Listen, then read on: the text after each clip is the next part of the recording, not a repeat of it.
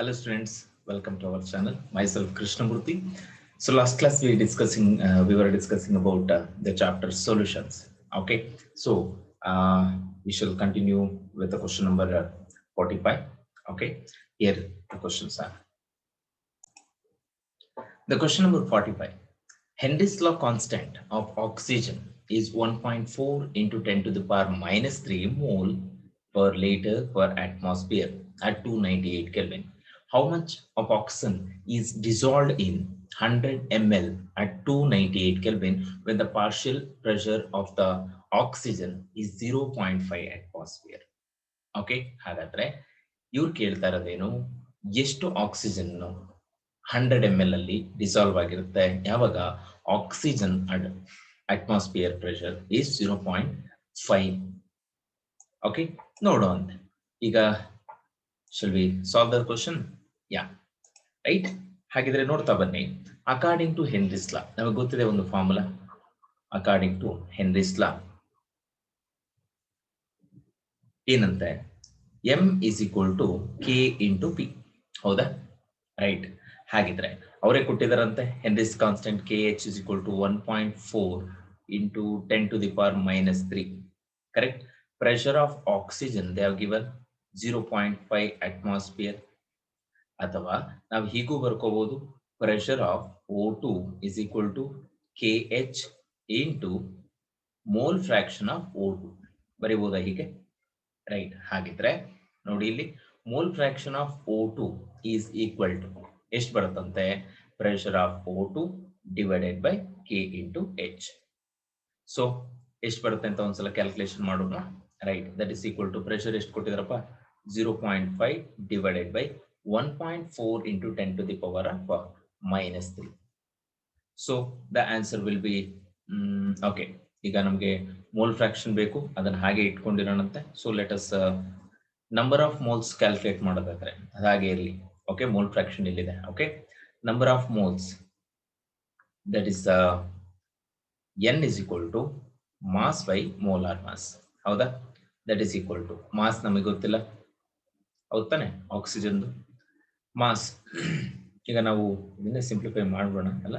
0.7 into 10 to the power minus 4 ಬಂದಿರುತ್ತಾ ನೋಡಿ, mole fraction. ಹೌದಲ್ಲ? 98 ನೋಡಿ, ಈ ಕ್ಯಾಲ್ಕುಲೇಷನ್ ಮಾಡಿದ್ರೆ number of moles, how much oxygen ಅಂತ ಇದೆ. So that is going to be equal to mass divided by, ನೋಡ್ಕೊಳ್ಳಿ ಇಲ್ಲಿ ಇದನ್ನ ಹೇಗೆ ಕೊಡ್ಬೋದು, 0.7 into 10 to the power minus 4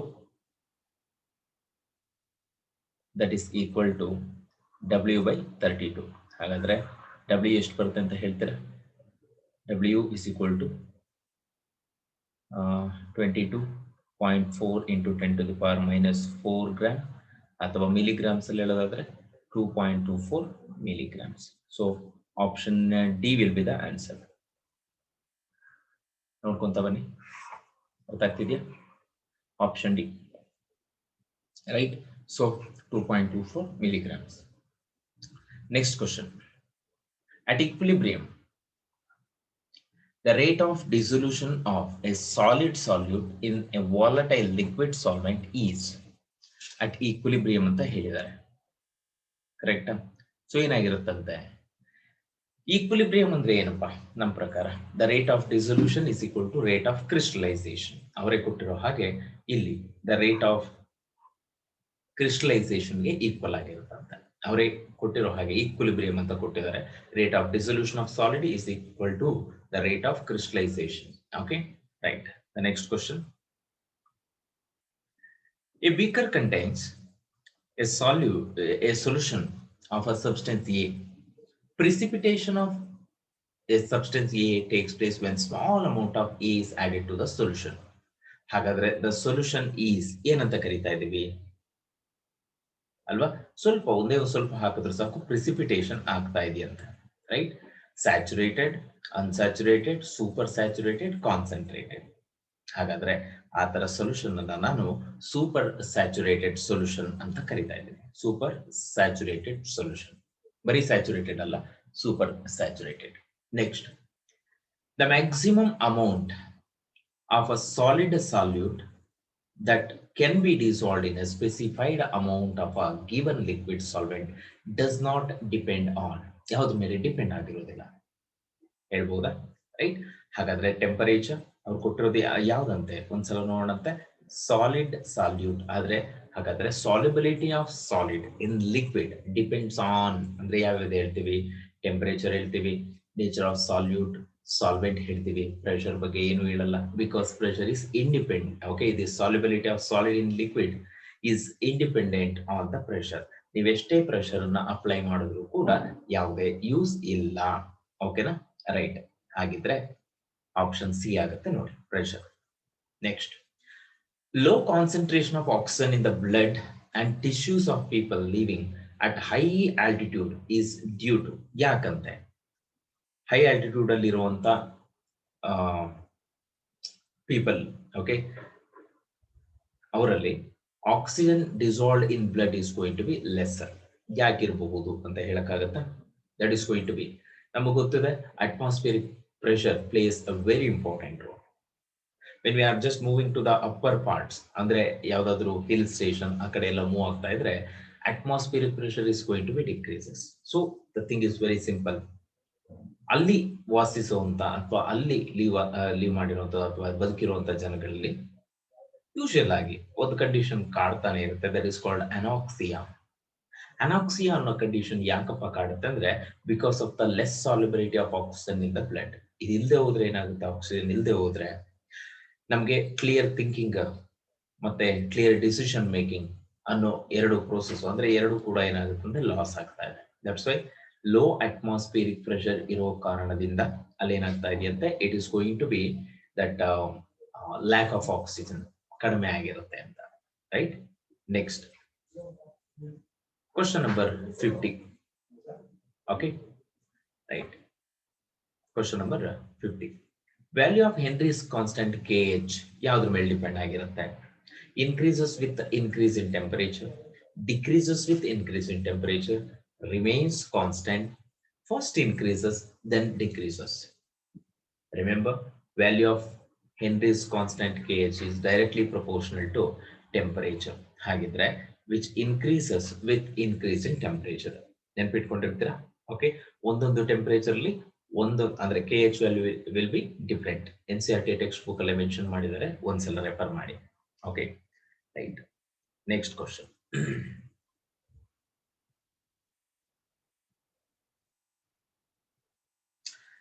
Question number 51.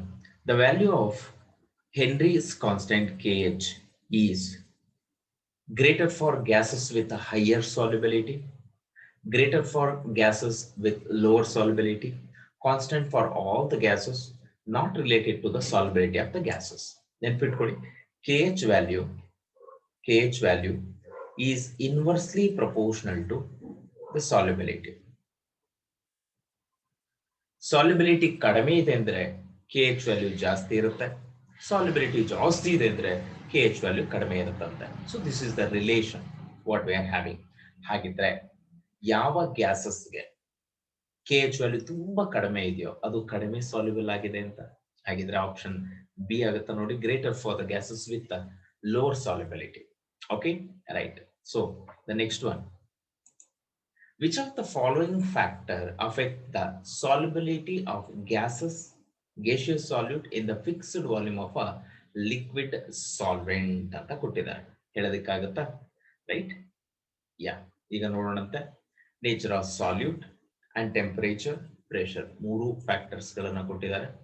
Option A 1 and 3 at constant temperature, 1 and 2 at constant pressure, 2 and 3 only, 3 only ಅಂತ ಕೊಟ್ಟಿದ್ದಾರೆ.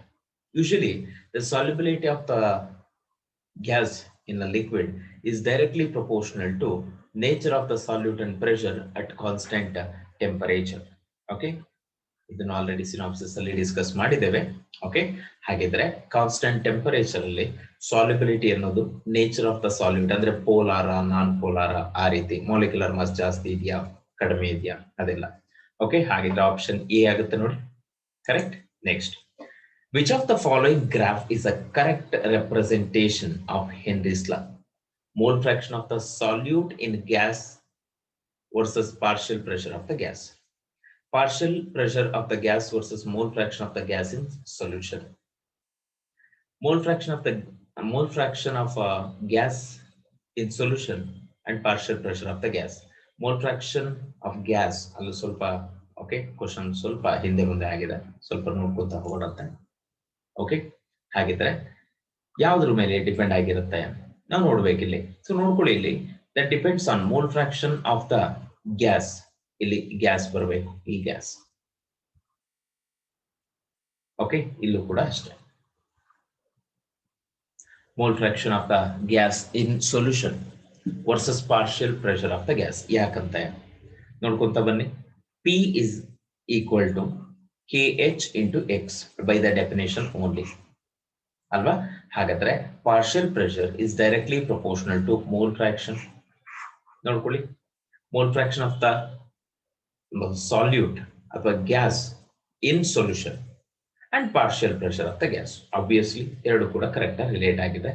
ಯಾವುದು solubility of the gas ಗೆ correct representation ಅಂತ ಕೇಳಿದ್ದಾರೆ. ಸೊ ಆಪ್ಷನ್ ಸಿ ಆಗುತ್ತೆ ನೋಡಿ. Then which is an application of Henry's law? ಯಾವುದು application of Henry's law? Spray paint, bottled water, filling up ಅಟೈಡ್, ಸಾಫ್ಟ್ ಡ್ರಿಂಕ್ಸ್. ಯೂಶುವಲ್ ಆಗಿ ನಮಗೆ ಗೊತ್ತಿದೆ, at higher pressure carbon dioxide is going to be dissolved. Okay, ಹಾಗಿದ್ರೆ ಇದು ಒಂದು application of Henry's law. Okay, option D. Next, scuba divers may experience A condition called dash. To avoid this, the tanks are used by scuba divers are filled with air diluted with. ಯಾವ್ದಿರ್ಬಹುದು? ನಮಗೆ ಗೊತ್ತಿದೆ, ಈ scuba divorce ಅಂದ್ರೆ ocean ಅಲ್ಲಿ ಮುಳುಗಿರ್ತಾರಲ್ವಾ, ಒಳಗಡೆ ಹೋಗ್ತಾ ಹೋಗ್ತಾ to the deeper part of the ocean, they experiences a condition called as what? Bends. Correct? ಆ ಬೆಂಡ್ಸ್ ಅನ್ನುವಂತ ಒಂದು ಕಂಡೀಷನ್ ಅನ್ನ ಎಕ್ಸ್ಪೀರಿಯನ್ಸ್ ಮಾಡ್ತಾರೆ. ಹಾಗೆ ಇದನ್ನ ಅವಾಯ್ಡ್ ಮಾಡೋದಕ್ಕೆ ಅಂತ ಹೇಳಿ ಹೀಲಿಯಂ ಗ್ಯಾಸ್ ಅನ್ನ 11.7% helium gas is going to be dissolved in the tank. ಅದ್ರ ಜೊತೆಲಿ 56.2% ನೈಟ್ರೋಜನ್ ಅಂಡ್ 32.1% ಆಕ್ಸಿಜನ್ ಕೂಡ ಇರುತ್ತೆ. ಓಕೆ, ಸೊ ಹಾಗಿದ್ರೆ option D is the answer. Next, ಸರಿನಾ? ರೈಟ್. ಈಗ ನೋಡೋದಾದ್ರೆ, people living at high altitude often reported with the problem of feeling weak and inability to think clearly. ನಾನು ಅವಾಗಲೇ ಹೇಳಿದಾಗೆ the reason for this is ಯಾವುದಿರಬಹುದು? At high altitude, the partial pressure of oxygen is less than the ground level. At high altitude, the partial pressure of oxygen is more than at the ground level. At high altitude, the partial pressure of oxygen is equal to at the ground level. None of this. Already ಹೇಳಿದಾಗೆ ಅನಾಕ್ಸಿಯಾ ಅನ್ನೋ condition ಏನಾಗ್ತಾ ಇದೆ, arise ಆಗ್ತಾ ಇದೆ ಅಂತ. So this anoxia is going to be at high altitude. Okay, so ಹಾಗಾದ್ರೆ partial pressure ಕಡಿಮೆ ಇರೋದ್ರಿಂದ ಅವೈಲಬಿಲಿಟಿ ಆಫ್ ಆಕ್ಸಿಜನ್ ಕಡಿಮೆ ಆಗುತ್ತೆ. So option A. Next, question number 57. Dash, a contemporary of Henry, concluded independently that solubility of a gas in a liquid solution is a function of dash of the gas ಅಂತ. Okay, ಹಾಗಿದ್ರೆ ಈ solubility ಅಂದ್ರೆ solubility of gases ಬಗ್ಗೆ ಹೇಳುವಾಗ right ಏನಿರಬಹುದು ಇದು ಅಂತ ಹೇಳಿ, ಯಾವುದು? A contemporary of henry is included independently that solubility of gas in a liquid solution is a function of dash of the gas ಅಂತ ಕೊಡ್ತಾರೆ. ಓಕೆ, ಹಾಗಿದ್ರೆ ಆಪ್ಷನ್ ಏನಾಗುತ್ತೆ ನೋಡಿ, ಡಾಲ್ಟನ್ಸ್ ಲಾ ಆಫ್ ಪಾರ್ಷಿಯಲ್ ಪ್ರೆಷರ್ ಬಗ್ಗೆ ಹೇಳ್ತೇವೆ. ಕರೆಕ್ಟಾ? ರೈಟ್. ಸೊ ಹಾಗಾದ್ರೆ Dalton, A contemporary of henry, concluded independently that solubility of gas in a liquid solution is a function of partial pressure of the gas. Partial pressure ಜಾಸ್ತಿ ಇದೆ ಅಂತ ಹೇಗೆ ಹೇಳ್ತೀವಿ ಅಂತಂದ್ರೆ ಅದ್ರದ್ದು ಕಂಟೆಂಟ್ ಜಾಸ್ತಿ ಇದ್ರೆ ಪಾರ್ಷಿಯಲ್ ಪ್ರೆಷರ್ ಜಾಸ್ತಿ ಇರುತ್ತೆ, ಕಡಿಮೆ ಇದ್ರೆ ಕಡಿಮೆ ಇರುತ್ತೆ. Okay, right. Option C. Next, Raoult's law becomes a special case of Henry's law when. ಯಾವಾಗ? ಹೌದಲ್ವಾ? Right.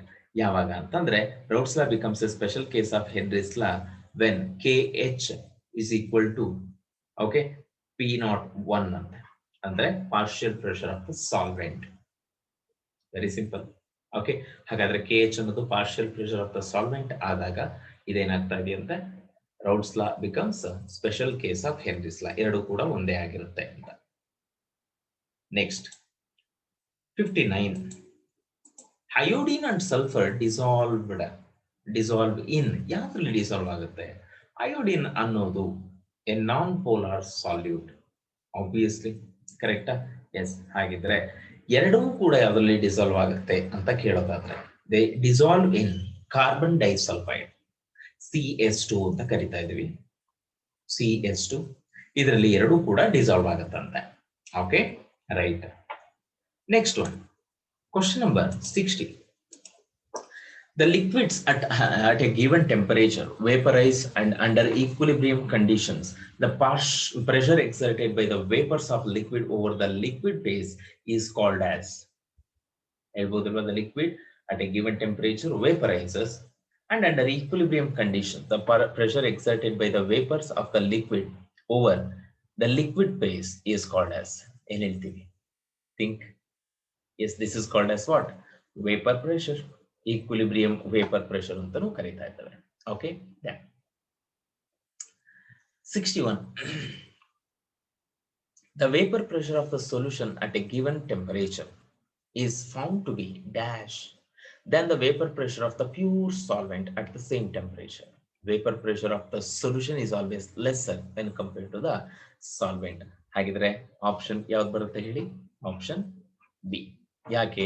when a non-volatile solute is dissolved in a volatile solvent, vapor pressure decreases because of the decrease in number of solvent particles at the surface. Say for example, ಒಂದು container ಅಂತ ಅಂದ್ಕೊಂಡಿರೋಣಂತೆ, ಇದರ surface ಅಲ್ಲಿ ಬರೀ solvent ಇದ್ದಾಗ ನಾನು ಹೇಳ್ತಾ ಇರೋದು, ಇದರ ಸರ್ಫೇಸ್ ಅಲ್ಲಿ ಓನ್ಲಿ ವಾಲಟೈಲ್ ಸಾಲ್ಯೂಟ್ಸ್ ಗಳು ಇತ್ತು, ವಾಲಟೈಲ್ ಸಾಲ್ವೆಂಟ್ ಪಾರ್ಟಿಕಲ್ಸ್. ಇದಕ್ಕೆ ನೀವೇನಾದ್ರೂ ಯಾವ್ದಾದ್ರು ಒಂದು non volatile particle called NaCl add ಮಾಡಿದ್ರೆ, that NaCl will occupy the place of water. ಯಾವ್ದಾದ್ರು a place of water ಅಥವಾ yes vaporizing solvent, and it is going to replace them. ಇದು ಬಂದು ಕೂತ್ಕೊಳ್ತಾ ಇದೆ. ನಮಗೆ ಗೊತ್ತಿದೆ ಈ ಗ್ರೀನ್ ಕಲರ್ ಡಾಟ್ಸ್ ಏನಿದೆ ಅದು non volatile solute sodium chloride. Red colour dots ಏನಿದೆ ಅದೆಲ್ಲದು ಕೂಡ ವಾಲಟೈಲ್ ಲಿಕ್ವಿಡ್, ಅಂದ್ರೆ ವಾಟರ್ ವೇಪರ್ಸ್ ಆಗ್ತಾ ಇತ್ತು ಈಸಿಯಾಗಿ. ಬಟ್ ಇವಾಗ ಏನಾಗ್ತಾ ಇದೆ, ಆ ರೆಡ್ ಕಲರ್ ಪಾರ್ಟಿಕಲ್ಸ್ ಗಳು ಆ ಗ್ರೀನ್ ಕಲರ್ ಪಾರ್ಟ್ ಅಂದ್ರೆ NaCl ಇಂದ ಏನಾಗ್ತಾ ಇದೆ, that is going to be pushed inward. ಹಾಗಾದ್ರೆ ಸರ್ಫೇಸ್ ಅಲ್ಲಿ ಉಳ್ಕೊಳ್ಳೋದು less number of solvent particles, therefore it will be lower, right? Next, question number 62. The decrease in vapor pressure of a solvent depends on quantity of non-volatile solute present in the solution, nature of non-volatile solute present in the solution, molar mass of non-volatile solute present in the solution, physical state of non-volatile solute present in the solution. ಹಾಗಿದ್ರೆ very simple, ಎಷ್ಟು ಪ್ರಮಾಣದಲ್ಲಿ ಆ ನಾನ್ volatile salute ಇದೆ ಅಂದ್ರೆ quantity of non volatile salute present in the solution ಜಾಸ್ತಿ ಇದ್ರೆ vapour pressure ತುಂಬಾ ಕಮ್ಮಿ ಆಗುತ್ತೆ. ನಾನು ಹೇಳಿದೆ ಆ ಸರ್ಫೇಸ್ ಅಲ್ಲಿ ನಂಬರ್ ಆಫ್ ವಾಲಟೈಲ್ ಪಾರ್ಟಿಕಲ್ ಜಾಸ್ತಿ ಇದ್ರೆ ಅದು ಬೇಗ ಬೇಗ ಎವಾಪರೇಟ್ ಆಗುತ್ತೆ.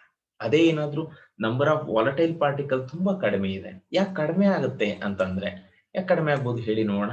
ಬಿಕಾಸ್ ಸಾಲ್ಯೂಟ್ ಪಾರ್ಟಿಕಲ್ ಅಂದ್ರೆ ನೀವೇನು ನಾನ್ ವಾಲಟೈಲ್ ಪಾರ್ಟಿಕಲ್ಸ್ ನ ಆಡ್ ಮಾಡ್ತಿರಲ್ಲ, ಆ ಪಾರ್ಟಿಕಲ್ಸ್ ಗಳ ನಂಬರ್ ಜಾಸ್ತಿ ಆಗ್ತಾ ಹೋದಾಗೆ ಸಾಲ್ವೆಂಟ್ ಗಳು ಒಳಗಡೆ ಪುಷ್ ಆಗುತ್ತೆ. ಆ ಒಳಗಡೆ ಪುಷ್ ಆದ ತಕ್ಷಣ ಸರ್ಫೇಸ್ ಅಲ್ಲಿ ನಾನ್ ವಾಲಟೈಲ್ ಪಾರ್ಟಿಕಲ್ಸ್ ಅಕ್ಯುಮುಲೇಟ್ ಆಗುತ್ತೆ, that will not contribute for the vapour pressure, therefore vapour pressure is going to be decreases ಅಂತ ಕರೀತಾ ಇದೆ. Next, a plot of P1 or P2 versus the mole fraction of x1 and x2 is given as like this. In this figure, lines 1 and 2 pass through the point for which ಏನಾಗಿರುತ್ತೆ ಅಂತ ಕೇಳ್ತಾ ಇದ್ದಾರೆ, ಹೇಳ್ತೀರಾ? So ಈ particular ಅವ್ರು ಕೇಳ್ತಾ ಇರೋದು ಈ ಪರ್ಟಿಕ್ಯುಲರ್ ಪಾಯಿಂಟ್ ಅಲ್ಲಿ ಏನಾಗಿರುತ್ತೆ ಹೇಳ್ಬಹುದಾ? x1 mole fraction of 1 is not equal to 1, mole fraction of 2 is equal to 1 ಅಂತ. ಸೊ ನಮ್ಗೆ ಗೊತ್ತು ಈ ಎರಡು ಎಂಡ್ಗಳಲ್ಲಿ ರೈಟ್ ಯಾವುದೋ ಒಂದು ಕಂಟೆಂಟ್ ಮಾತ್ರ ಇರುತ್ತೆ. ಆ ಒಂದು ಕಂಟೆಂಟ್ ನೋಡಿ, ಲೆಫ್ಟ್ ಸೈಡ್ ಅಲ್ಲಿ ಕಂಪ್ಲೀಟ್ ಎ ಇದೆಯಂತೆ, ರೈಟ್ ಸೈಡ್ ಅಲ್ಲಿ ಕಂಪ್ಲೀಟ್ ಬಿ ಇದೆ. ಹಾಗಾದ್ರೆ ಆ ಎರಡೂ ಕೂಡ ಇಂಟರ್ಸೆಕ್ಟ್ ಆಗಿರೋ ಹತ್ರ, okay, pass through A point for which, ಈ ಪಾಯಿಂಟ್ ಅಲ್ಲಿ ಏನಾಗಿರುತ್ತೆ ಅಂತ ಹೇಳೋದಾದ್ರೆ x1 is equal to x2 that is equal to 1. ಅಂದ್ರೆ ಮೋಲ್ ಫ್ರಾಕ್ಷನ್ ಆಫ್ ಎರಡು ಕೂಡ ಈಕ್ವಲ್ ಆಗಿರುತ್ತೆ, ಅದೆರಡೂ ಕೂಡ 1 ಆಗಿರುತ್ತೆ ಅಂತ ನೆನ್ಪಿಟ್ಕೊಂಡಿರ್ತೀರಾ, ರೈಟ್. ಸೊ ಹಾಗಿದ್ರೆ ಆಪ್ಷನ್ ಯಾವ್ದು ಬರುತ್ತೆ? Option D. Next question number 64. The vapor pressure of two liquids P and Q are 80 and 60 torr. The total vapor pressure of the solution obtained by mixing 3 mole of P and 2 moles of Q would be ಎಷ್ಟು ಅಂತ ಕೊಟ್ಟಿದ್ದಾರೆ. ಕರೆಕ್ಟಾ? Yes. ಹಾಗಿದ್ರೆ ನೋಡಂತೆ, ಅವರೇ ಕೊಟ್ಟರು ಹಾಗೆ vapour pressure of P is equal to ಎಷ್ಟಂತೆ? 80 torr and 60 torr. 80 torr. ಅದೇ ತರ vapour pressure of Q is equal to 60 torr. ನಮಗೆ ಗೊತ್ತಿದೆ P total Dalton's law apply ಮಾಡೋಣಂತೆ, that is equal to vapour pressure of okay, ಅಥವಾ ಈಗ ತಗೋಬಹುದು vapour pressure of P into mole fraction of P plus vapour pressure of Q into mole fraction of Q. ಅವರೇ ಕೊಟ್ಟಿದಾರಂತೆ vapour pressure of P ಎಷ್ಟಂತೆ? 80 into 3 moles of P and 2 moles of Q ಅಂತೆ. ಸೊ totally 5 moles ಆಯ್ತು, ಕರೆಕ್ಟಾ? N total. So mole fraction of P ಎಷ್ಟು ಬರ್ತಾ ಇದೆ? 3/5 ಇರುತ್ತೆ, ಹೌದಾ? Plus vapour pressure of Q that is 60 torr into 2/5 ಆಗಿರುತ್ತೆ. So approximately the value is going to be 15. Okay, 5 ones are 16. Okay, totally 16 into 3, correct, plus 12 into 2 ಬರುತ್ತೆ. So that is equal to 48 plus 24, that is equal to 72 torr. So option A will be the answer. Okay, option A. So next question number 65. 18 gram of glucose is added to 178 gram of water. The vapor pressure of water for this aqueous solution is. ಹಾಗಾದ್ರೆ ನೋಡೋಣಂತ ಎಷ್ಟಿರುತ್ತೆ vapour pressure ಅಂತ. Okay, right. So ಇದರಲ್ಲಿ ನಾವು ನೋಡ್ತಾ ಇರೋದು number of moles of glucose calculate ಮಾಡ್ಕೋಣ. ಇದರಲ್ಲಿ number of moles of glucose is equal to 18 gram ಕೊಟ್ಟಿದ್ದಾರೆ, ಮೋಲಾರ್ ಮಾಸ್ ಅಂದ್ರೆ ಮಾಸ್ ಬೈ ಮೋಲಾರ್ ಮಾಸ್ ತಾನೆ, 180, that is equal to 0.1 moles. ಅದೇ ರೀತಿ number of moles of water calculate ಮಾಡಿ.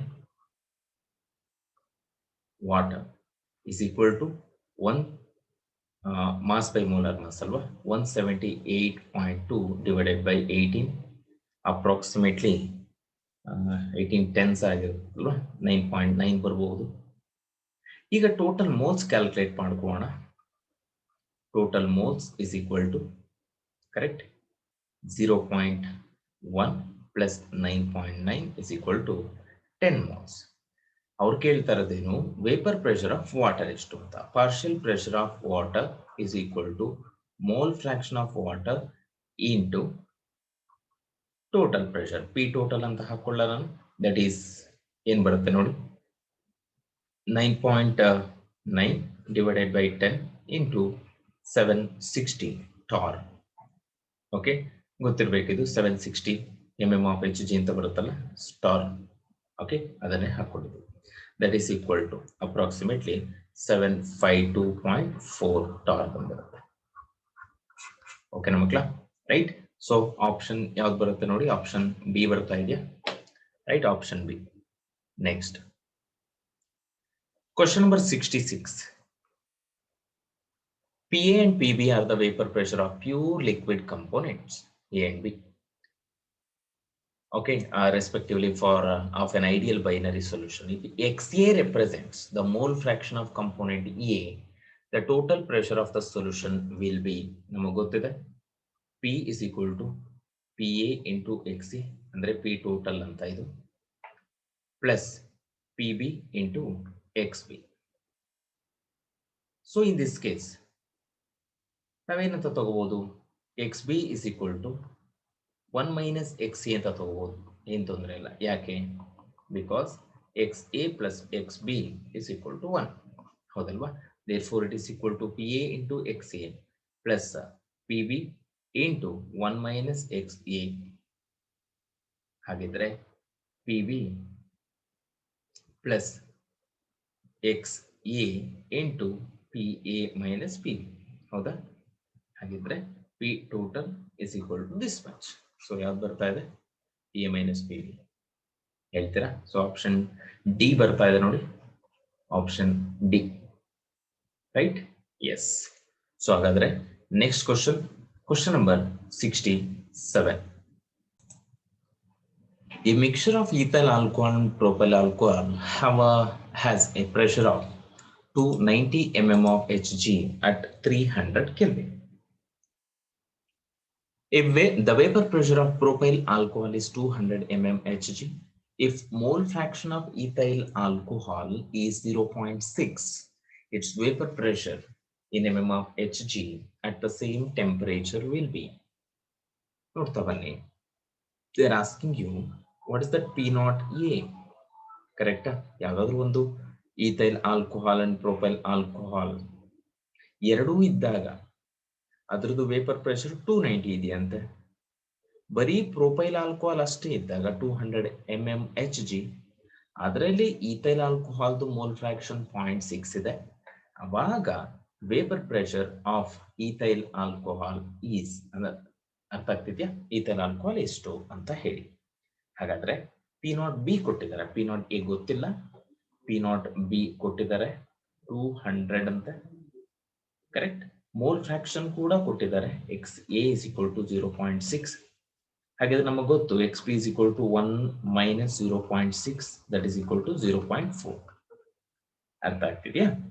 Right. ಹಾಗಿದ್ರೆ partial pressure, I think that's a P B, sorry P of solution, P is equal to, one second erase ಮಾಡಬೇಡ, P is equal to 290 mm of Hg ಇದೆ ಅಂತ ನಮಗೆ ಗೊತ್ತಿದೆ. P total P is equal to PA plus PB. ಹೌದಾ? PA ಅಂದ್ರೇನು? P naught A into XA. PB ಅಂದ್ರೇನು? P naught B into XB.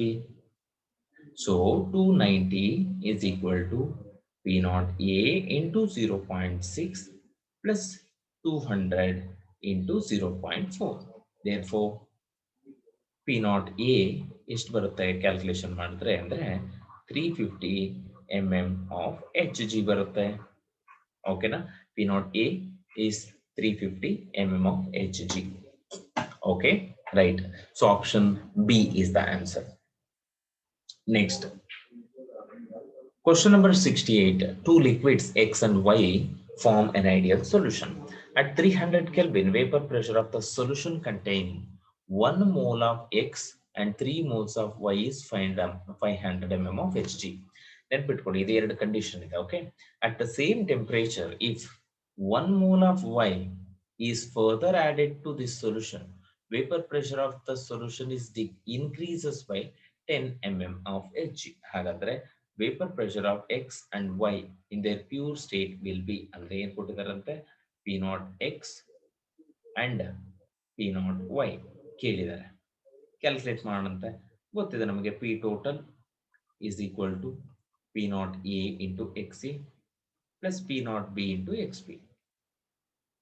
That is 550 is equal to P naught A into 1 by 4 plus P naught B into 3 by 4. The mole fraction ಅನ್ನು ಹಾಕೊಂಡಿದ್ದೀವಿ. ಹಾಗಿದ್ರೆ P naught A plus 3 into P naught B is equal to 550 into 4. ಇದು equation 1 ಆಗಿರಲಿ. ಅದೇ ರೀತಿ case 2 ನಲ್ಲಿ P total is equal to P naught A into 1 by 5 plus P naught B into 4 by 5. That is equal to ಏನಂತೆ P naught A plus 4 into P naught B is equal to 560. Correct ಅವ್ರು ಹೇಳಿದಾರಲ್ಲ increases by 10 mm ಅಂತ into 5. ಹಾಗಾದ್ರೆ ಇದನ್ನ equation 2 ಅಂತ ಅಂದ್ಕೋ. Therefore, equation 2 minus equation 1 ಮಾಡಿದ್ರೆ ಏನ್ ಬರುತ್ತೆ? P naught B is equal to 560 into 5 minus 540 into 4. Sorry, 550 into 4. That is equal to 600 ಬರ್ತಾ ಇದೆ. ಹಾಗಿದ್ರೆ P naught A ಎಷ್ಟಪ್ಪ ಬರ್ತಾ ಇದೆ ಅಂತಂದ್ರೆ ಎಷ್ಟು ಬರ್ಬೇಕಂತೆ? ಸಬ್ಸ್ಟಿಟ್ಯೂಟ್ ಮಾಡಿದ್ರೆ that is equal to 400. Therefore, 600 and 400 ಅಥವಾ 400 and 600. So option B ಅಂತ ಹೇಳ್ಬೋದಾ? Correct? Yes, option B is the answer. Next, question number 69. The vapor pressure of two liquids X and Y are 80 and 60 torr respectively. The total vapor pressure of the ideal solution obtained by mixing 3 moles of X and 2 moles of Y would be ಎಷ್ಟಾಗ್ತದೆ ನೋಡ್ಕೊಂತ ಬರೋಣ. P X ಎಷ್ಟು ಕೊಟ್ಟಿದಾರಪ್ಪ? 80 ಟಾರ್ ಕೊಟ್ಟಿದಾರಂತೆ, ಹೌದಾ? P Y ಎಷ್ಟು ಕೊಟ್ಟಿದ್ದಾರೆ? 60 torr. Number of moles of X ಎಷ್ಟು ಕೊಟ್ಟಿದಾರಂತೆ? 3 moles. Correct. Number of moles of Y ಎಷ್ಟು ಕೊಟ್ಟಿದ್ದಾರೆ? 2 ಮೋಲ್ಸ್. ಹಾಗಾದ್ರೆ ಮೋಲ್ ಫ್ರಾಕ್ಷನ್ ಅನ್ನ ಕ್ಯಾಲ್ಕುಲೇಟ್ ಮಾಡ್ಕೊಂಡ್ರೆ ಮೋಲ್ ಫ್ರಾಕ್ಷನ್ ಆಫ್ ಎ ಅಥವಾ ಎಕ್ಸ್ ಅಂತ ತಗೊಳ್ಳಿ. That is equal to NX by NX plus NY ಅಂದ್ರೆ ಎಷ್ಟಾಗುತ್ತೆ? 3/3 plus 2 ಆಗುತ್ತೆ. That is equal to 3/5. ಅದೇ ರೀತಿ ನಂಬರ್ ಆಫ್ ಮೋಲ್ಸ್ ಆಫ್ ಅಂದ್ರೆ ಮೋಲ್ ಫ್ರಾಕ್ಷನ್ ಆಫ್ ವೈ ತಗೊಂಡ್ರೆ ದಟ್ ಈಸ್ ಈಕ್ವಲ್ ಟು 2/5 ಆಗಿರುತ್ತೆ. ನಮಗೆ ಗೊತ್ತು P total is equal to, correct, P naught X into mole fraction of X, correct, plus P naught Y into mole fraction of Y. That is equal to ಎಷ್ಟು ಬಂದಿದೆ ನೋಡಿ? P naught X ಎಷ್ಟಿದೆ? 80 into 3/5 plus 60 into 2/5. That is equal to 48 plus 24. That is equal to 72 torr. ಹಾಗಿದ್ರೆ option D is the answer. ಹೌದಾ? 48 plus 24 total ಆಗಿ 72 ಆಗುತ್ತೆ. Okay, 72 ಟಾರ್ ಆಗಿರುತ್ತೆ. Next question number 70 ನೋಡಿ. Excuse me. The vapor pressure of pure benzene and toluene at a particular temperature are 100 mm of Hg and 50 mm of Hg respectively. Then the mole fraction of benzene in vapor phase in contact with equimolar solution of benzene and toluene is ಎಷ್ಟಿರಬಹುದು? ಹೌದಲ್ವಾ? Okay, ನೋಡೋಣ. ಈಗ ಹೇಳಿ, P total ಏನಾಗಿರಬಹುದು? That is equal to pressure of benzene, correct, pure benzene, excuse me, then P naught of toluene. So that is equal to partial pressure of benzene ಎಷ್ಟಿದೆಯಂತೆ? 100 plus 50. That is equal to 150 mm ಇದೆಯಂತೆ. ಹಾಗಾದ್ರೆ partial pressure of C6H6 is equal to pressure, total pressure into, ಅಂದ್ರೆ ಇದು correct, P total into mole fraction of C6H6. ಹೌದಾ? That is equal to 100 is equal to 150 into mole fraction of C6H6. ಈಗ ಹೇಳಿ, mole fraction of C6H6 is equal to ಎಷ್ಟು ಬರುತ್ತೆ? 100/50. 150, that's equal to approximately 0.666 ಬರುತ್ತೆ, 67 ಅಂತ ತಗೋಬಹುದು. ಹೌದಾ? So answer will B option A. ಅವ್ರು ಕೇಳಿರೋದೇನಂತೆ, ಬೆನ್ಸೀನ್ ಅಂಡ್ ಟಾಲಿನ್, ಅದರಲ್ಲಿ ವೇಪರ್ ಮೋಲ್ ಫ್ರಾಕ್ಷನ್ ಆಫ್ ಬೆನ್ಸೀನ್ ಕೇಳಿದ್ದಾರೆ. Okay, right. Next question number 71. A solution containing components A and B follows Raoult's law when? ಯಾವಾಗಪ್ಪ? ಎಲ್ಲ ಅಟ್ರಾಕ್ಷನ್ಗಳು ಕೂಡ ಸೇಮ್ ಇರಬೇಕು. Ideal solutions which follow Raoult's law, right? ಹಾಗಿದ್ರೆ ಎಲ್ಲ ಐಡಿಯಲ್ ಸೊಲ್ಯೂಷನ್ಸ್ಗಳು ರೌಲ್ಟ್ಸ್ ಲಾ follow ಮಾಡಬೇಕು ಅಂದ್ರೆ ಎಲ್ಲ ಇಂಟರಾಕ್ಷನ್ಗಳು ಸೇಮ್ ಇರಬೇಕು. A B, okay, and B. So option C ಬರುತ್ತೆ ನೋಡಿ, ರೈಟ್? ಇದೇ ಫಸ್ಟ್ ಪಾಯಿಂಟ್ ನಾವು ಹೇಳಿದ್ದು. Relationship between partial pressure and mole fraction is stated by Raoult's law. ಏನು ಹೇಳುತ್ತೆ? The partial pressure of volatile component of a solution is directly proportional to its mole fraction in solution at any temperature. ಅರ್ಥ ಆಗ್ತಿದ್ಯಾ? Right. ಹಾಗಿದ್ರೆ option B ಆಗುತ್ತೆ ನೋಡಿ. Next, which one of the following is not correct for an ideal gas? ಯಾವುದಲ್ಲ ಅಂತ ಹೇಳಿ. ಆಗ ನಮಗೆ ಗೊತ್ತಿದೆ, for an ideal gas, right, delta V of the mixture is equal to 0, delta H of the mixture is equal to 0. After mixing, both should be 0. ಹೇಳ್ತೀರಾ? ಹೀಗೆ ಹೇಳಿ. Not correct for an ideal solution. So ಹಾಗಾದ್ರೆ ಯಾವ್ದು ಬರುತ್ತಂತೆ? Option C, not correct, right? An ideal solution is formed when two components, ಹೇಳ್ತೀರಾ? when two components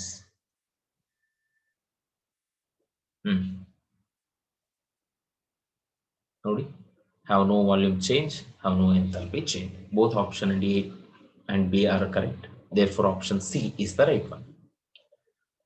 All form ideal solution except ಯಾವ ಎರಡನ್ನ ಬಿಟ್ಟು, ಯಾವುದನ್ನ ಬಿಟ್ಟು ಎಲ್ಲವುದು ಐಡಿಯಲ್ ಸೊಲ್ಯೂಷನ್ ನ ಫಾರ್ಮ್ ಮಾಡಿಕೊಳ್ಳುತ್ತಂತೆ. ಸೊ ಮೊದಲನೇದು benzene and toluene, second one ethane and iodoethane, chloroethane and chlorobenzene and bromobenzene, iodoethane and ethanol. So this one is not going to form ideal solution. Okay, option D. Next, 76. Which of the following is non-ideal solution? ನೋಡಿ, ನಾವಾಗಲೇ ಹೇಳಿದ್ದೆ, ಒಂದಷ್ಟು important ಆಗಿ ನಾವು ನೋಡಬೇಕಾಗಿರುವಂತ ಒಂದಷ್ಟು ಪಾಯಿಂಟ್ಸ್ಗಳು. ಯಾವುದು ನಾನ್ ideal solution ನ ಅಥವಾ ನಾನ್ ideal ಸೊಲ್ಯೂಷನ್ಗೆ ಒಂದು ಎಕ್ಸಾಂಪಲ್ ಅಂತ ಹೇಳಿದ್ದಾರೆ. ಕರೆಕ್ಟಾ? Benzene and toluene, n hexane, n heptane, ethyl bromide and ethyl iodide, okay, carbon tetrachloride and chloroform. So option D is the answer. Chloroform and carbon tetrachloride forms non-ideal solution. Next, mixtures of ethanol and acetone show positive deviation. ಯಾಕಿರಬಹುದು? The reason is ಅಂತ ಕೊಟ್ಟಿದ್ದಾರೆ. In pure ethanol, molecules are hydrogen bonded. In pure acetone, molecules are hydrogen bonded. In both molecules are hydrogen bonded. None of these ಅಂತ. ಯಾಕೆ ಅಂದ್ರೆ ethanol ಅಲ್ಲಿ hydrogen bond formation ability ಜಾಸ್ತಿ ಇರುತ್ತೆ, acetone ಅಲ್ಲಿ ಇರೋದೇ ಇಲ್ಲ. Okay, right. Next, question number 78. A mixture of components A and B will show negative deviation when? ಯಾವಾಗ ತೋರಿಸ್ತಾ ಇದೆ? Delta B mix is greater than 0. Delta H mix is less than 0. AB interaction is weaker than AA and AB interaction is stronger than AA interaction. ಹಾಗಾದ್ರೆ negative deviation ಅಂದ್ರೆ ಏನು? Volume should decrease ಆಗಬೇಕು, ಹೌದಾ? Energy should, that means delta H should be okay negative. ಎರಡೂ ಕೂಡ ಏನಾಗಬೇಕಂತ negative ಆಗಿರ್ಬೇಕು. ಆ negative ಆಗಬೇಕು, ವಾಲ್ಯೂಮ್ ಕಡಿಮೆ ಆಗಬೇಕು ಅಂದ್ರೆ ಫೋರ್ಸ್ ಆಫ್ ಅಟ್ರಾಕ್ಷನ್ ಏನಿರಬೇಕು, ಫೋರ್ಸ್ ಶುಡ್ ಬಿ ಸ್ಟ್ರಾಂಗ್, ಹತ್ರ ಬರಬೇಕು ಪಾರ್ಟಿಕಲ್ಸ್. ಹಾಗಾದ್ರೆ A B interaction is stronger than A and B B interaction. Then question number 79, which of the following liquid pair show a positive deviation from Raoult's law? ಹೇಳ್ತೀರಾ? Right, ಒಂದ್ಸಲ ನೋಡಿ ಯಾವ್ದಾಗುತ್ತೆ. Water and nitric acid, benzene, methanol, water, HCl, acetone and chloroform. So option B, benzene and methanol. Benzene and methanol, which are going to form what? Right, positive deviation from Raoult's law. Next, question number 80. A solution of acetone in ethanol ಏನ್ ತೋರಿಸುತ್ತಂತೆ?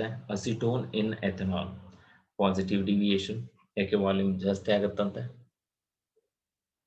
Right, negative deviation from Raoult's law is observed in which one of the following binary mixture liquids? ಯಾವುದು ಅಂದರೆ examples direct ಆಗಿ ಕೇಳ್ತಾ ಇದ್ದಾರೆ.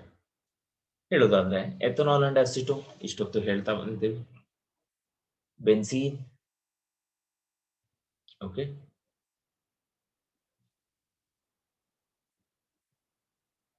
Correct ಅಲ್ವಾ?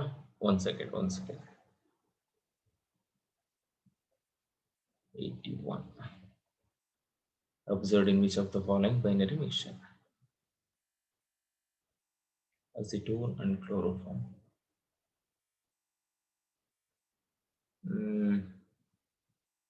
Sorry, ಇದಕ್ಕೆ answer ನೋಡಿ, negative deviation ಅಂತ ಕೊಟ್ಟಿದ್ದಾರೆ. So acetone and chloroform, acetone and chloroform shows negative deviation. Correct. Next, which one of the following binary liquid system show positive deviation from Raoult's law? ಹೇಳ್ತೀರಾ? Yes. So option is carbon disulfide and acetone. ಸುಮಾರು ಎಕ್ಸಾಂಪಲ್ಗಳನ್ನು ನಾವು discuss ಮಾಡಿದ್ದೇವೆ. Correct. Next, question number 83. A binary liquid solution is prepared by mixing N-heptane and ethanol. Which one of the following statement is correct regarding the behavior of solution?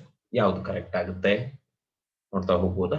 Then the solution is non-ideal, showing negative deviation from Raoult's law. Solution is non-ideal, showing positive deviation from Raoult's law.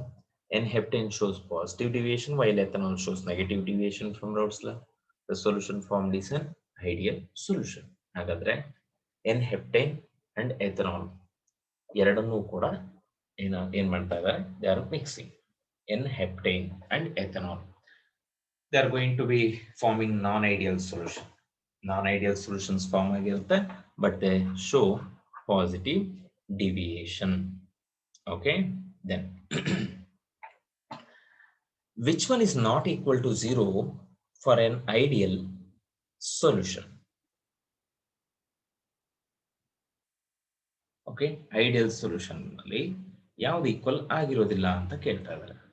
That is going to be entropy. Entropy ಯಾವತ್ತೂ ಕೂಡ ಏನಾಗಿರಲ್ಲ, 0 ಆಗಿರೋದಿಲ್ಲ. It should be more than 0. Correct. Next, question number 85. A mixture of two completely miscible non-ideal liquids which distills as such without change in its composition, okay, at a constant temperature as though it were a pure liquid. This mixture is known as, by the definition itself, they are called as what? Azeotropic mixture. Azeotropic mixtures anta ಕರೀತಾರೆ. Option B, correct. Question number 86. The azeotropic mixture of water and HCl boils at 108.5 degrees Celsius. When this mixture is distilled, it is possible to obtain ಯಾವ್ದು ಬರುತ್ತೆ ಅಂತ ಹೇಳ್ತೀರಾ? Neither HCl nor water. ಯಾಕೆ? They are azeotropic mixture ಅಂತ ಹೇಳಿದಾರಲ್ಲ, constant boiling mixture. ಹಾಗಾದರೆ ಇದು constant boiling mixture in which, okay, maximum boiling azeotropes ತೋರಿಸ್ತಾ ಇದೆಯಂತೆ. ಮ್ಯಾಕ್ಸಿಮಮ್, ಓಕೆ, 100 ಡಿಗ್ರಿ 85 ಡಿಗ್ರಿ ಎರಡಕ್ಕಿಂತ ಜಾಸ್ತಿ. ಅದಕ್ಕೆ ಎರಡರ ಕಂಪೋಸಿಷನ್ ಕೂಡ ಏನಾಗಿರುತ್ತೆ? ಸೇಮ್ ಆಗಿರುತ್ತೆ. Then the system that forms maximum boiling azeotropes is negative deviation ಆಗುವಂತದ್ದು maximum ತೋರಿಸುತ್ತೆ, positive deviation ಆಗೋದು okay minimum boiling azeotropes ಅನ್ನು ತೋರಿಸುತ್ತೆ. Then the example is acetone and chloroform, which are going to show performs maximum boiling azeotropes. ಹೇಳ್ಬೋದಾ? Right. Next, question number 88. Which one of the following binary mixture forms an azeotrope with minimum boiling type? Minimum boiling type. Acetone, ethanol, water, HNO3, benzene, toluene, N-hexane and N-heptane. So option A, acetone and ethanol, because they are going to form positive deviation. Okay, they are going to show positive deviation, hence they are forming minimum boiling azeotropes. Next question. Question number 89. On the basis of information given below, mark the correct option. Information on adding acetone to methanol. Correct. Some of the hydrogen bonds between methanol molecules break. Yeah, break aitu. Alva? Right. At specific composition, methanol acetone mixture will form boiling azeotrope and will show positive deviation from Raoult's law. At specific composition, methanol acetone mixture forms boiling azeotropes and will show positive deviation from Raoult's law. Correct? ಹಾಗಿದ್ರೆ ನೋಡುತ್ತೆ third one. Okay, ನೋಡಿ ಸ್ವಲ್ಪ correction ಮಾಡಿದ್ದೇನೆ. Okay. Okay, right. First option A, at specific composition, methanol and acetone mixture will form minimum boiling azeotrope and will show positive deviation. Correct? At specific composition, methanol and acetone forms maximum boiling azeotrope and will show positive deviation from Raoult's law.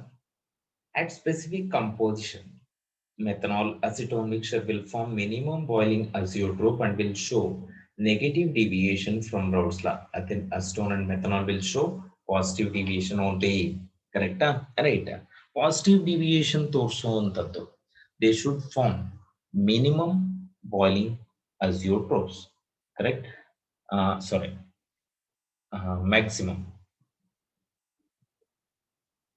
Okay. ಹಾಗಿದ್ರೆ acetone and methanol ಅಲ್ವಾ? At specific composition, methanol and acetone mixture forms maximum azeotrope and will show positive deviation from Raoult's law. So ಹಾಗಿದ್ರೆ option B ಆಗುತ್ತೆ ನೋಡಿ. Okay, ಹಾಗಿದ್ರೆ ನೋಡೋಣಂತೆ. ಸ್ವಲ್ಪ correction ಆಗಿದೆ ಇನ್ನೊಮ್ಮೆ. At specific composition, methanol acetone mixture will form maximum boiling azeotrope and will show positive deviation. At specific composition, methanol and acetone mixture forms minimum boiling azeotropes and show positive deviation. ಅರ್ಥ ಆಗುತ್ತಾ? Right. So option B is the correct one ಆಗುತ್ತೆ ನೋಡಿ. Option B. Okay, next. According to Raoult's law, relative lowering of vapor pressure is the relative lowering of vapor pressure of vapor pressure for a solution is equal to mole fraction of the solute. ನಮ್ಗೆ already ಗೊತ್ತಿದೆ ಆ expression ಮತ್ತೊಮ್ಮೆ ಬರೆಯೋಣಂತೆ. P0 minus P divided by P0 is equal to mole fraction of solute ಅಂತ ಇದು ಗೊತ್ತಿರಬೇಕು. Correct? So option C. Next, question number 91.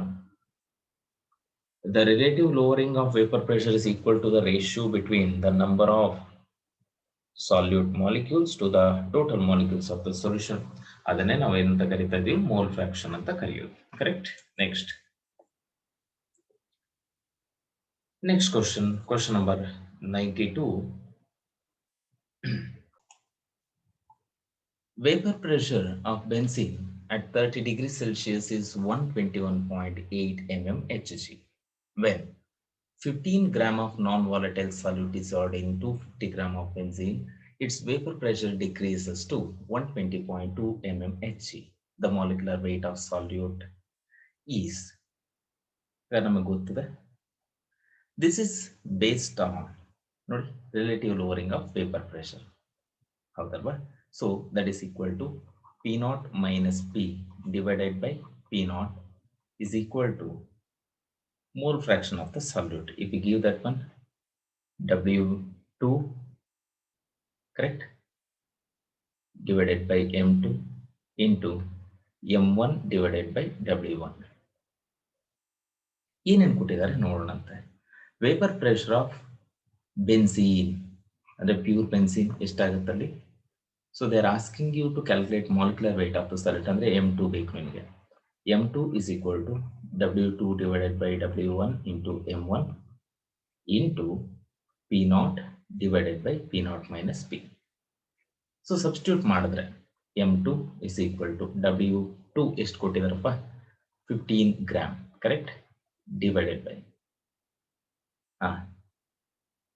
mass of the solvent ಎಷ್ಟು ಕೊಟ್ಟಿದ್ದಾರೆ 250 gram, right, 250 into M1 ಎಷ್ಟು ಕೊಟ್ಟಿದ್ದಾರೆ 78, correct.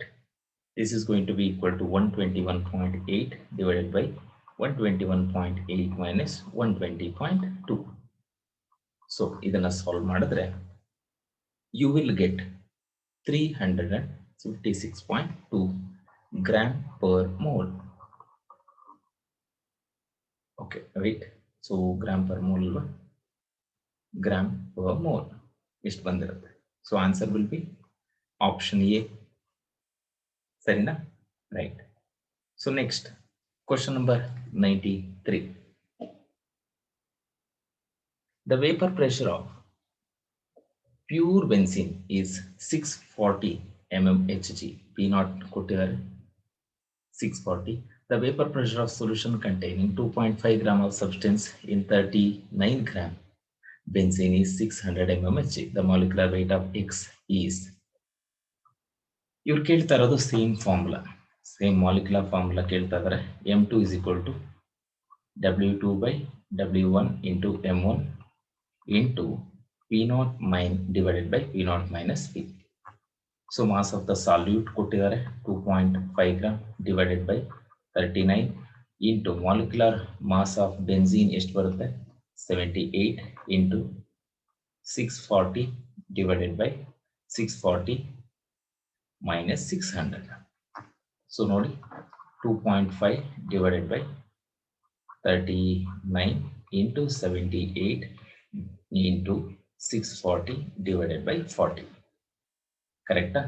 ಸೊ ಇದನ್ನ solve ಮಾಡಿದ್ರೆ ನಿಮಗೆ ಆನ್ಸರ್ ಬರುತ್ತೆ 0 0 ಹೋಯ್ತು, ಕರೆಕ್ಟಾ? 16 ಸರ್, 39 2 ಸರ್. ಸೊ ಆನ್ಸರ್ ಏನು ಉಳ್ಕೊಳ್ಳುತ್ತೆ ನೋಡಿ ಅಲ್ಲಿ 2.5 into 2 into 16, correct. 2.5 into 2 ಅಂದ್ರೆ 5 into 16, that is equal to 80 gram per mole. ಸರಿನಾ? M2. ಓಕೆ, ಅಪ್ರಾಕ್ಸಿಮೇಟ್ಲಿ ಅವರು 75 ಅಂತ ಕೊಟ್ಟಿದ್ದಾರೆ. ಸೊ ಅದನ್ನೇ ನಾವು ಆಪ್ಷನ್ ಆಗಿ ಕನ್ಸಿಡರ್ ಮಾಡೋಣ. ಓಕೆ, ನೆಕ್ಸ್ಟ್ ಕ್ವಶನ್ ನಂಬರ್ 94 ಅಂತ. The vapor pressure at a given temperature of an ideal solution containing 0.2 mole of a non-volatile solute and 0.8 mole of a solvent is 60 mmHg. The vapor pressure of pure solvent at the same temperature is, ನಮ್ಗೆ ಗೊತ್ತಿದೆ P0 minus P divided by P0 is equal to mole fraction of the solute. ಹಾಗೆ calculate ಮಾಡ್ಕೊಂಡ್ಬಿಡೋಣ. mole fraction of the solute ಕೊಟ್ಟಿದ್ದಾರೆ XB, that is equal to 0.2 divided by 0.2 plus 0.8, that is equal to 1, correct, 1/5 ಬರುತ್ತಾ, 0.2 divided by 1 ಬಂದಿರುತ್ತೆ, that is 1/5. ಹಾಗೆ partial pressure of the solution ಕೊಟ್ಟಿದ್ದಾರೆ 60 mmHg.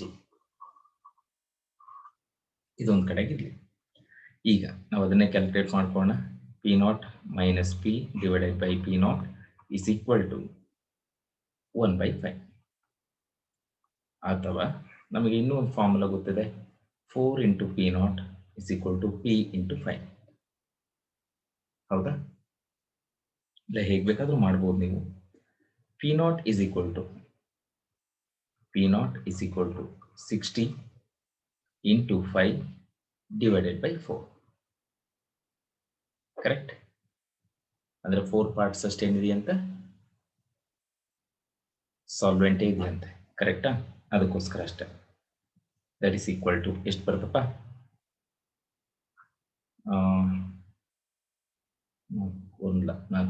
75 mmHg ಬರ್ತಾ ಇದೆ.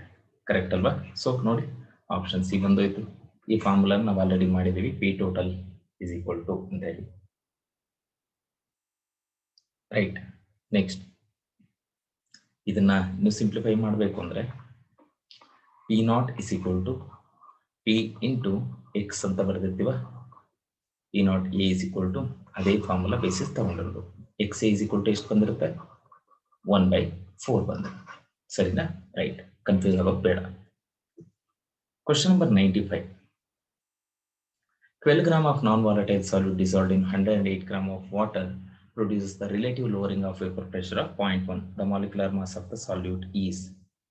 ಅವರೇ ಕೊಟ್ಟಿರೋ ಹಾಗೆ P naught minus P of solution divided by P naught is equal to, correct, mole fraction ante. That is nothing but WB divided by MB into MA divided by WA. A ಅಂದ್ರೆ solvent ಅಂತ, B ಅಂದ್ರೆ solute ಅಂತ ಅರ್ಥ. ಹಾಗಿದ್ರೆ ಅವರೇ ಕೊಟ್ಟಿದ್ದಾರೆ relative lowering of vapour pressure 0.1 is equal to mass ಎಷ್ಟು ಕೊಟ್ಟಿದ್ದಾರೆ?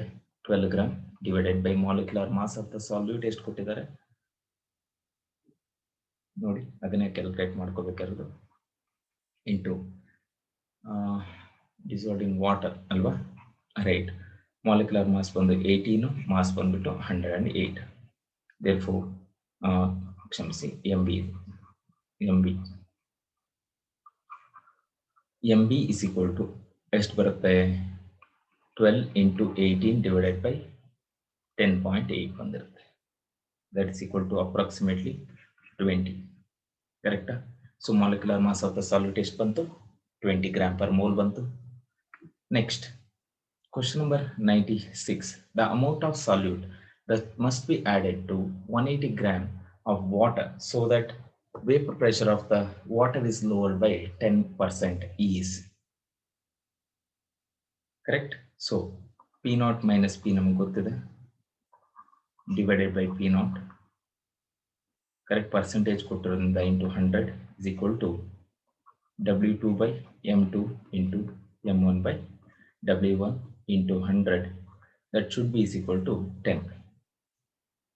So W2 by M2 ಎಷ್ಟು ಕೊಟ್ಟಿದ್ದಾರೆ? 60 into M1 18 by 180 into 100.